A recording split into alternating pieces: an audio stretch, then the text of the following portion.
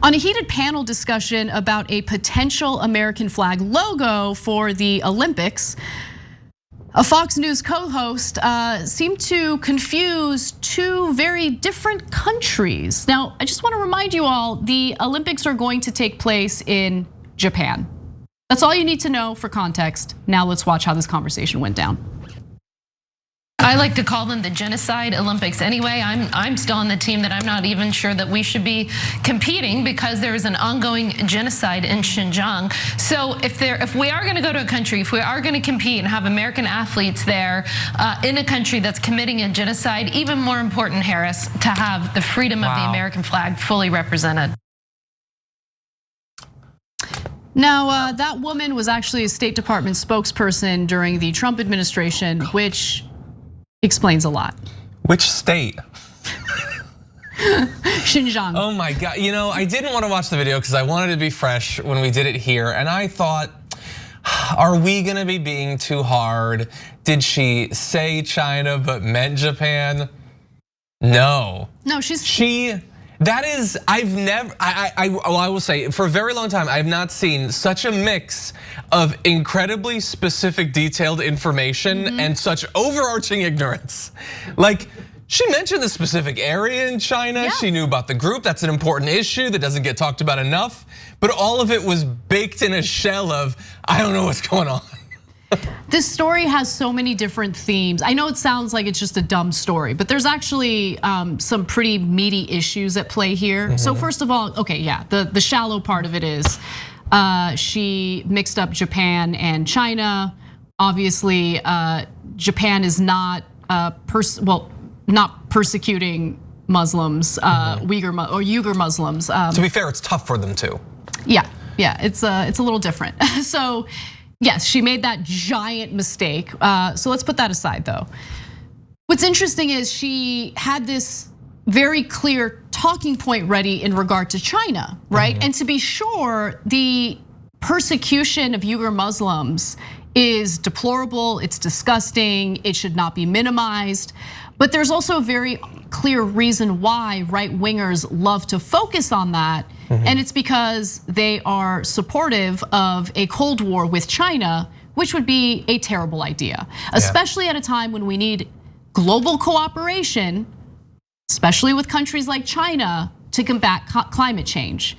So it's one thing to acknowledge human rights abuses, which I do think is important, but understand that when right-wingers do it, especially on a place like Fox News, there's a very clear agenda there, at least clear for people who are paying attention, and it's to rally support for hostility toward China. Yeah, it feels like, well, think of the people of Iraq. That's what it feels like. It feels like, well, I mean, I'm not gonna jump on the George W. Bush stuff, but yeah, it's opportunistic. And if you are a person who genuinely cares about the quality of life, the humanity of people who aren't like you, might live in a different part of the world, seeing someone else deploy it to, best case scenario, only lead to a Cold War. Worst case scenario, hey, maybe some sort of conflict with them. That's really disgusting to see such a dark mirror image of your own values playing out, especially on a topic where, like we said, it doesn't generally get talked about in the mainstream media. That might be the only mention of that issue on Fox all week for all I know, and it's been deployed for this really nefarious reason. Yeah, no, absolutely. And it is amazing who or when conservatives and also, hawkish Democrats are concerned about, right? Like, oh, we're so worried about these human rights abuses in some countries that we have economic interests in. Briefly. Yeah, but no interest in other countries that we've decided to ally with in our various foreign policy efforts, whether it be in Yemen or in Latin American countries, right? I mean, what happened in Bolivia in that brief coup is a good example of that as well. I mean, it was a US-backed coup, the OAS, which is an international body but overwhelmingly funded by the United States, alleged that there was voter fraud, that Evo Morales in Bolivia had conducted fraud to steal the election there. There was no evidence of that. In fact, later the Washington Post had to correct the record on those allegations from the OAS. But in the brief period of time where there was a right-wing government in place that, by the way, wasn't elected at all, were they good to people? I mean, there were human rights abuses happening immediately, especially toward indigenous Bolivians. Yeah, well, and as another example, you just talked about earlier in the show, like Biden is standing with the people of Cuba and he'd prefer that they stand over there. Don't come over here. Right. Stand there, please, go away. So how much are you really standing? What does it mean? Right. But really, two quick points to close out my take on this. One, the only thing that makes sense is that she has gone this entire time thinking that the Olympics are in China.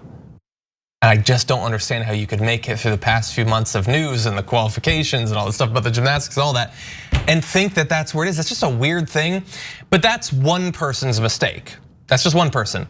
Having her go through all of that rigmarole and have no one else on the multi-person panel even really react visually, let alone actually saying something, is weird. I mean, Kayleigh McEnany was on that. Like they served the same government. Yep. The host, who was a Harris Faulkner. Yep.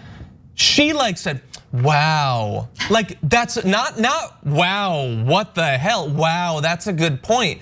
One of them definitely knows where the Olympics are, but they can't say anything because she's busy making a point that's going to lead the audience to hate and fear China. So let's not mess with that. Yeah, look, it's 100% the host's responsibility to make that correction. But I also want to be honest in that it's pretty awkward to do that, right? And you have to do it anyway. It's your responsibility. You have to do that. I hate doing it. I do it every time. You got to make the correction because you don't want misinformation out there. But yeah, I mean, it doesn't feel good it makes you feel like the actually person, right? And no one wants to be the actually person. Yeah, I don't mind. No, you're totally right. Yeah, correcting someone, it does suck, but you got to do it. Especially when it's a significant thing, and I would argue that this is. Pretty significant, yes. Thanks for watching The Young Turks, really appreciate it. Another way to show support is through YouTube memberships. You'll get to interact with us more. There's live chat emojis, badges. You've got emojis of me, Anna, John, JR. So those are super fun. But you also get playback of our exclusive member-only shows and specials right after they air. So all of that, all you gotta do is click that join button right underneath the video. Thank you.